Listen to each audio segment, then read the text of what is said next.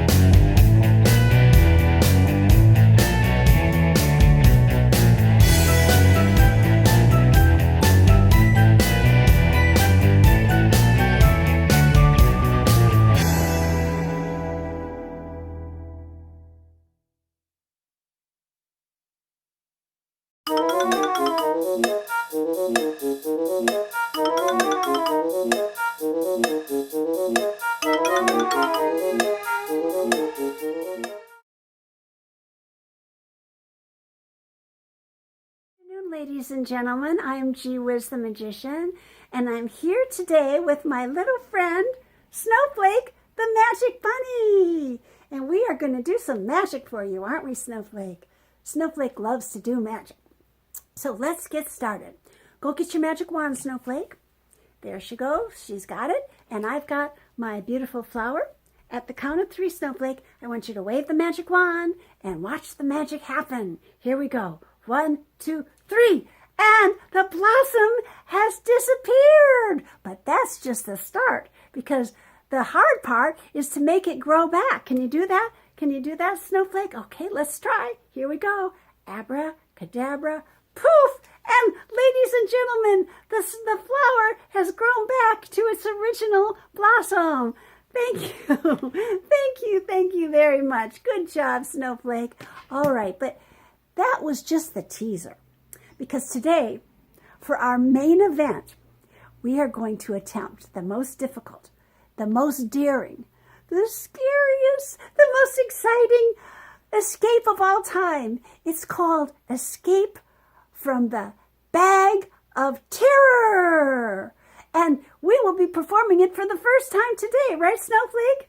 Okay, and we're so excited. Now, Snowflake is going to escape from the Bag of Terror, right, Snowflake? Snowflake, what are you doing? Snowflake, come on, Snowflake, why are you... Stop fooling around. Come on. What? No. I can't escape from the Bag of Terror. I'm too big. I can't fit inside. It's got to be you. All right. You know what? Stop all that. We're going to get started. I'm going to start by binding Snowflake's paws with this little elastic hairband so she can't move her paws. And then I've got this rope here that I will wrap around her body so she can't escape that way. She'd have to be Houdini to get out of that. And now it is time for Snowflake to jump into the Bag of Terror. Come on, Snowflake, at the count of 3. 1, 2, 3, go! Go! I guess I'm going to have to give her some help. Here you go, Snowflake. And she's in the Bag of Terror. But don't fear, because I have the magic wand now, which I will wave over the bag. And Snowflake, at the count of 3, will escape. Here we go. 1, 2, 3. Come on, Snowflake. You can do it. She's just fooling around. Snowflake. Building the suspense, I guess. Snowflake. Are you okay? Can you breathe?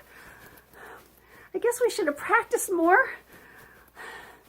I'm sorry, folks. I guess I'm going to have to help her get out. Snowflake, here, come here. Oh, Snowflake. Ow! Snowflake, stop that. What are you doing? Snowflake, stop. Where are you going? Stop.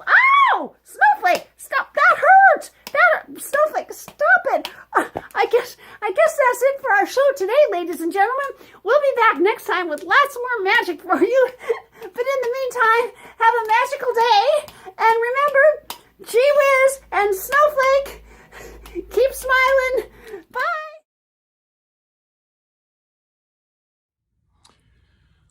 Hi, my name is James J. Cox, and I'd like to talk to you a little bit about escape in the era of quarantine.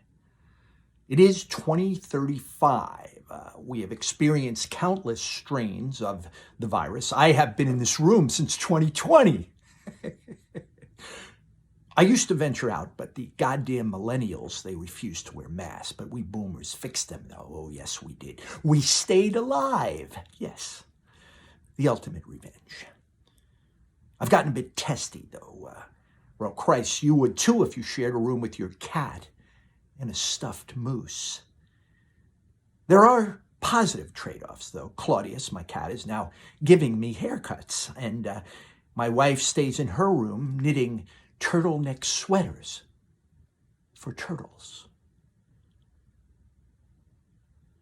There has been no sports for years. Let me repeat that.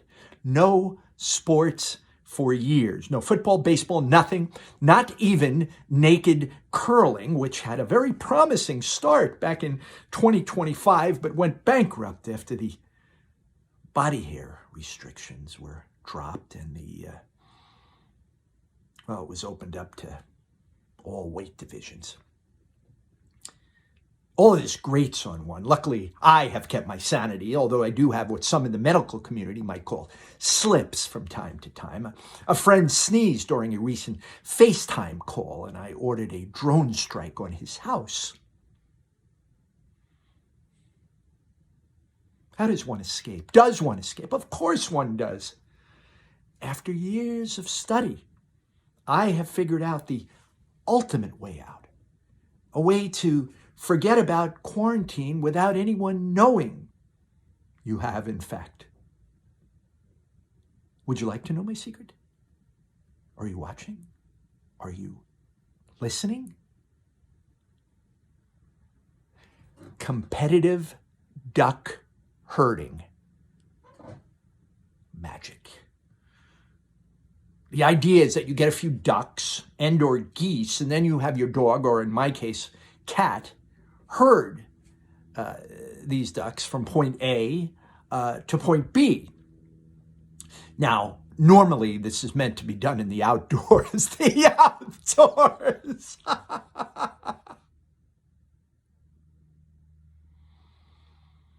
It's also supposed to be done with ducks, but alas, there are no ducks here, at least not to the uninitiated, yes. So what to do? Lysol. Yes, that well-known coronavirus killer from 2020. I spray Lysol on Claudius. He inhales it and becomes a veritable feline Timothy Leary. He begins herding scores of ducks and every imaginable and unimaginable creature one could want. Not to be let out of the fun, I inject myself with the Lysol, and on holidays like Cinco de Mayo or 4th of July, I'll add a little Mr. Clean. Yes. Wait. Claudius, yes. Here come the ducks. Here they come. Herd 'em, Claudius. Quack. Quack. Quack. Quack. This is Cabana Fever by Bruce Liberty. As a COVID-19 shelter-in-place senior citizen detainee, I have decided to strengthen my memory by the investigation of various highlights of my past, thereby pushing the current virus crisis from my consciousness. I shall begin by remembering that the very day I saw my first naked lady was the same day my father Sidney, who was a bookie under the auspices of the noted and notorious mobster Meyer Lansky, taught me how to count from 1 to 100 with a fat wad of $100 bills. That's 10 grand. I was 8 years old at the time, 1949, so inflation puts it at 108,452 smackers. Dad's bookie joint was a prime triple poolside cabana at the Raleigh Hotel in Miami Beach. Location, location, location. Lansky, of course, the boss, the big cheese. I remember my father whipping off $100 bills between his thumb and forefinger, voicing out loud, 100, 200, 300. He pushes bills into my hand and steps back to observe me. I try to master what he has just shown me. I'm whipping and counting out loud. It's a slightly disordered stack, but not bad for a first attempt by an 8-year-old kid. Dad says, "Good job, Brucey." Another voice, "Counting buddy boy." Uncle Myers come out from a closed-off rear portion of the cabana. "Brucey's a good boy, Sidney. Counting." Counting was big to Uncle Meyer. The closed-off cabana in the back always seemed to have counting going on, numbers shouted or written on a chalkboard, currency being stacked by denominations, 10s, 20s, 50s, 100s. Loud or quiet back there, it was intense. The bang, bang, bang smacks of chalk on the board, betting odds being posted, bets placed, horse races called over a very loud loudspeaker. Raucous gamblers with urgent voices urging on horses, bursts of cheers from winning bettors, groans from losers. Intense. There was a window. Winnings counted out, handed over to winners. The losers sat despondent, woeful, then would once again walk to the counting window and place another bet. Somehow I knew I didn't want to bet, win or lose. Never. Never, never. Counting was not for me. Brucey's a smart boy, Sidney. Well, Uncle Meyer, I'm in third, Uncle Meyer. We learned counting in first. Now, my brother Stevie's much better counter than me, much better at counting. He's a counter. He likes it a lot. He's a seventh grader, my big brother. He's in seventh. He knows a lot, Uncle Meyer. Stevie told me about the naked ladies on the roof. What he told you? The oily ladies with no clothes that lay down on the roof. The solar ladies. Aha, the solarium. Sidney, this boy is not a counter. Dad gives me a kiss on the cheek and asks if I wanted a Raleigh burger. Sure. Uncle Meyer says, make it the big cheeseburger, and gently gives me a $5 bill. Can I, Dad? Sure, Brucey boy. It's your Uncle Meyer.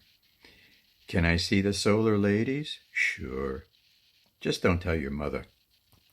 Escape is mine.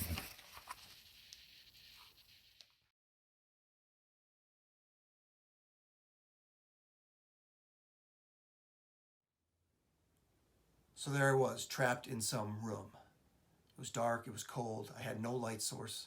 My phone had been taken away from me. I was locked in and I had no idea what I was supposed to do. I couldn't see anything, I couldn't hear anything. All I could do was feel. So I reached my hands above me and I felt the ceiling. I reached my hands out in front of me and I felt a wall. I slowly moved my hands up and down and I came across a doorknob. I was definitely locked in. I continued to feel along until I came to a corner and a wall on my right, another corner and a wall on my left. At this point, the only dimension I didn't know was behind me. You know that feeling you get when something's behind you? You can kind of just sense it. Like the hairs on the back of your neck stand up. Yeah. So I spun around and I backed up. So now my back was against the locked door and I had no idea what was in front of me. I mean, I still couldn't see a thing. And I was trying to listen, but all I could hear was ringing. You know that sound when there is no sound? Yeah, so I reached my hands out in front of me and I slowly inched forward. And then I felt it. Clothing. But I realized it wasn't on anyone. It was clothing on a rack, like in a closet. Hey, I was trapped in a closet. Okay. Well, that gave me a brief moment of relief. I mean, only brief. I mean, it was still pitch black and I still had no idea what I was supposed to do. So I just took a deep breath and I reached through the clothes and I found the back wall. Okay, now I knew the size of the room I was trapped in. And it wasn't very big. And I started to panic. I mean, this was not good for my claustrophobia. But it was good for throwing caution to the wind. I just started reaching everywhere and there was nothing on the ceiling and nothing behind the clothes and nothing. There was a latch. On the right wall, below the clothing, I found a latch. You know, one of those old like Foot Locker padlock type latches where it comes over and the padlock goes through. Yeah, well, luckily, or probably on purpose, there was no padlock. So I flipped the latch and I pulled. It opened. It was a 2x2 foot door that essentially led to a crawl space. Well, the door behind was locked. It wasn't. So I got down on my hands and knees and I started to crawl. And I got about 15 feet forward when, wham, the door behind me slammed shut, the latch clicked, and the padlock locked. At this point, I completely freaked out. My claustrophobia spiked and I just started crawling forward until I finally ran out of real estate and I hit a dead end. Now, I was about to hyperventilate when I thought I heard something on the other side, so I froze and I listened.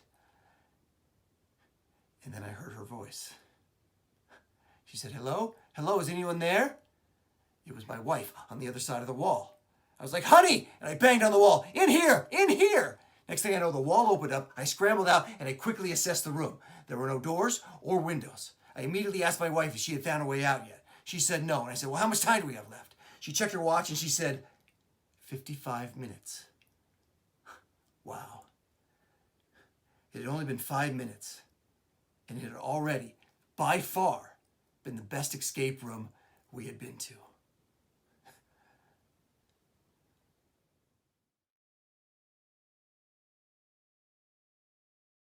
So I sit up in bed, I turn on the TV, I watch The Late Show, I watch The Late Late Show, I get out of bed, check Facebook, Instagram, Twitter, go back to bed, pray, visualize, reach for a bottle of Ativan. Change my mind when I remember my doctor told me it could become habit forming, so I begin to count sheep. I count sheep counting sheep. I count shepherds counting their sheep. After countless sleepless nights counting sheep, I decided to see my doctor. He suggested I go visit a sleep disorder clinic. I wasn't excited about it, but I made an appointment and I checked myself in at 10:30 p.m. I was shown to my room, a 5x9 stark white prison cell type space, a single mattress covered in plastic, one sheet, no window. I changed into my sleep attire and suddenly there was an aggressive knock on the door. An amped up technician who was like the male version of Nurse Ratched flung open the door and glued 6 rubber patches with colorful wires hanging from them to my scalp. The glue had an intense odor and it would have been a windfall for anyone trying to get high. And maybe that's what was up with the technician. For me, the smell just made me more nervous and anxious than I already was. A clothespin type gadget was placed on my right index finger. A black nylon belt was snugly fastened around my stomach and chest area, which made it very difficult for me to breathe. A U-shaped piece of flimsy plastic was inserted into my nostrils, and the 6 wires sticking out of my head were hooked up to a socket located on the wall next to the bed. I was ready for blast off. Now, if my claustrophobia wasn't bad enough with the size of the room and no window, all the gadgets strapped to me were making it worse. And I thought, how the heck was I ever going to fall asleep? I mean, I couldn't fall asleep in my own comfy bed. But for some strange reason, and maybe it was the glue, I dozed off. And I slept for about 20 minutes until I was awoken by a loud, thunderous sound. It sounded like a loud train engine. I thought to myself, why would a sleep disorder clinic choose a location near train tracks? Well, once the train passed, it was quiet again. But just as I was trying to get settled, another loud engine sound. Not another train, I thought. And then it went away. But then it came back. It sounded like the train was going back and forth on the track. There was no window, so I couldn't look outside to see what was up. I put my ear on the outside wall and realized the sound wasn't coming from the outside wall, but rather from the inside wall of the adjoining room at the head of my bed, right behind my head. It wasn't a train. It was some guy snoring so loudly it sounded like a train engine. I never heard that kind of sound coming out of a human being before. I feared that on his next snore, the wall behind my head would come crashing down on me. It was obvious his problems were a lot worse than mine. I tried not to focus on the snoring and told myself to just ignore it, but I couldn't. I was getting sucked into the rhythm of it. It would build and get louder and louder, reaching max volume, and then a long silence as he went into sleep apnea land. And then a loud, thunderous, roaring exhale that lasted for about 30 seconds. All I could think was, please suffocate on your next breath so I can fall asleep for my sleep disorder test. I reached for the emergency beeper on the nightstand and beeped the technician. The door flew open. A ray of light from the hallway lit up my face. Excuse me, sir. Can you hear that? He pretended not to hear it. Oh, you mean, oh yes, yeah, why? It's bad. I can't sleep. I understand. That's why you're here. Yes, but that's not helping. Listen, honey, I have a lot of business to attend to. What can I do for you? Well, can you please move me to another room? I'm sorry, there are no other rooms available. Besides, no matter where I put you, you'll have one of those patients next to you. All our male patients are here for the same reason. Sleep apnea, snoring, you know, those kinds of sleep disorders. That's not a sleep disorder, I blurted out. That's a sleep catastrophe. I know, ma'am, and that's why he's here. And with that, he turned around and sauntered out of the room, leaving behind the stench of his bad attitude, and he slammed the door. I was trapped in there. I had to get out. My anxiety level was peaking. My breathing was getting shallower. But how was I going to get out with all that stuff glued and strapped on me and get past Nurse Ratched?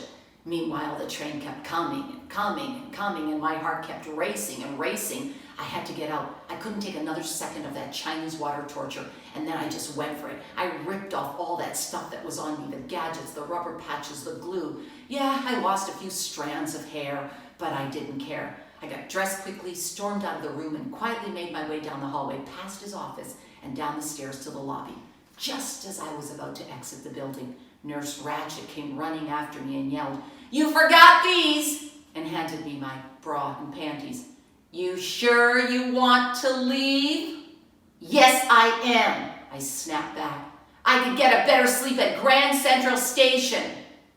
I went home to the peace and quiet of my own apartment. I took an Ativan and I slept for 9 hours, and it was a really good sleep. Well, turns out, after all, the sleep disorder clinic was just what the doctor ordered. What did you do? Well, the other day I was so bored from all this sheltering, I had this strong impulse to get out of here. You know what I mean. So I decided to find a way to get to Europe, pinpointing France and specifically Paris. So I packed enough for 3 days. I got on a plane, it landed, I got a cab to the Bois de Boulogne, and I found a charming room at a bargain price. Hey, not too many people are traveling. And then I dressed and went down to dinner in the Hotel Jeu dining room, which has the most beautiful French windows and doors that open to a Parisian landscape. I ordered escargot and drank voluminous amounts of Sauvignon Blanc, and then after dinner, the waiter brought this gigantic tray of French pastries, and I chose a Napoleon and an eclair, and I washed them down with cognac. After, I asked the girl, "How far is it to the Champs-Élysées?" "Not too far," she said. So on my evening stroll, I met the perfect companion. And the next morning, we met at a charming cafe where we spent a leisurely few hours speaking in fractured French and crooning over the croissants and the French coffee, which you probably don't know is half milk and half coffee. But then, when I was about to confirm my return trip, I remembered, oh my God, France has lost over 10,000 people to the virus. So I had to cancel the trip. What to do? Ah yes, when all else fails, there is always a Madame Bovary. The film or the book? Well, maybe both, for much less money and far greater safety. And while the book is in and of itself an escape, she is all about escape. First, from a provincial upbringing, she marries a doctor and gains status. But that's not enough for her. She enters the world of affairs to escape from and to. So then, in the end, I read the book and watched the film.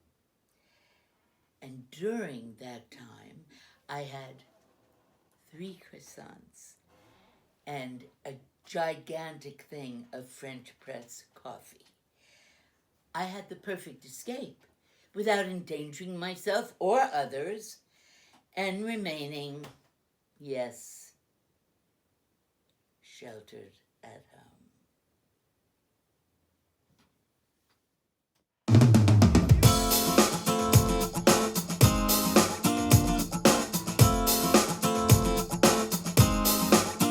Bye.